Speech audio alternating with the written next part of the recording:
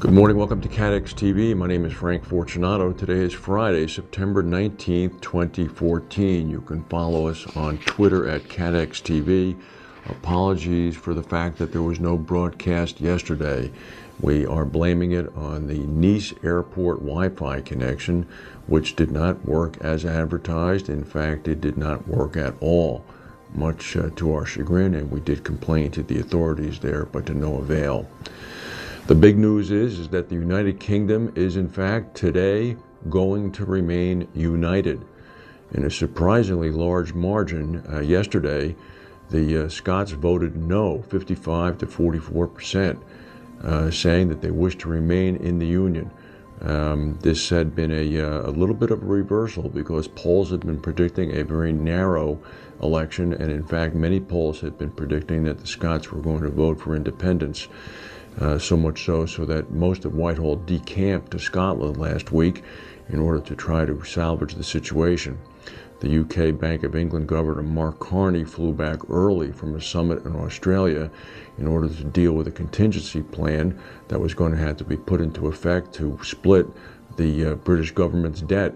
As to how that would work out, whether or not the Scots would have accepted their part, we now don't need to know that. They're going to remain together.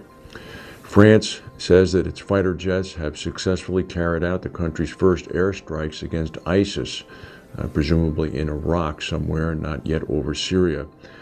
French President Hollande's office issued a statement earlier today saying that its Rafale fighter jets have launched a strike against a militant logistics depot, adding that it was destroyed completely. The United States has now launched some 171 separate airstrikes against ISIS, all in Iraq so far.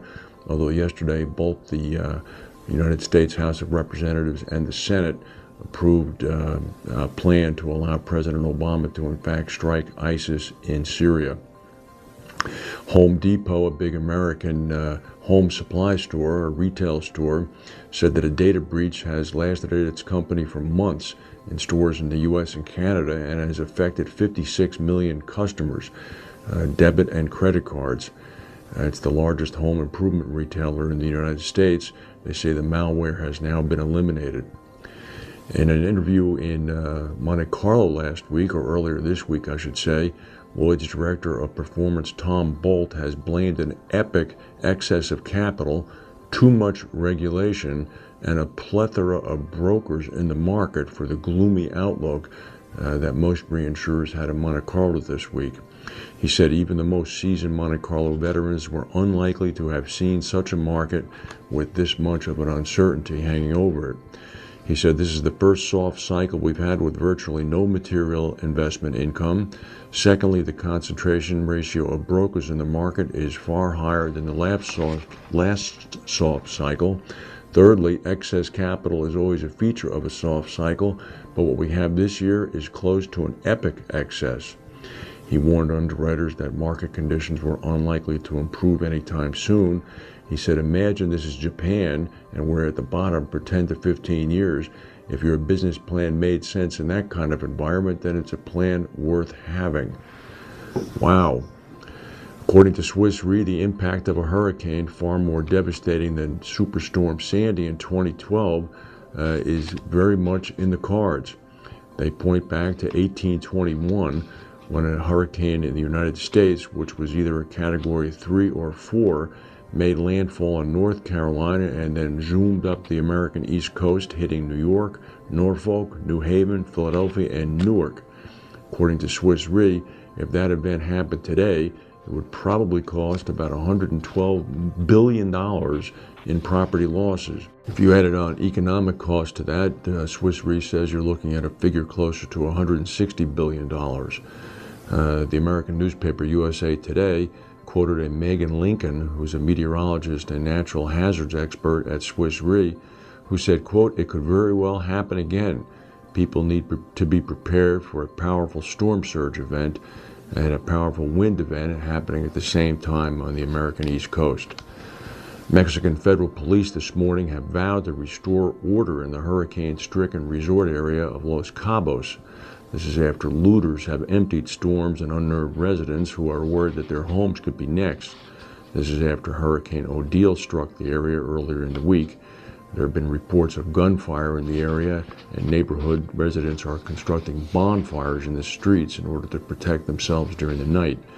The U.S. State Department has ordered citizens to get out as quickly as possible. However, the international airport is without power. It's being powered by emergency generators from the Mexican national government.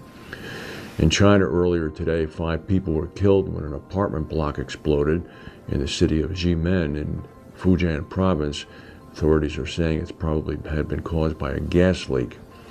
And here's an interesting story. If you have movie coverage in Lloyd's and you're insuring a film with the French actor Gerard Depardieu in it, you might want to take note of this.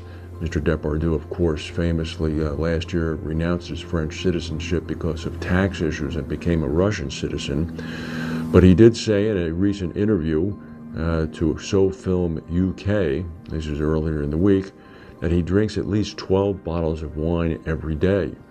He's 65 years old. He suffered a heart attack in the year 2000.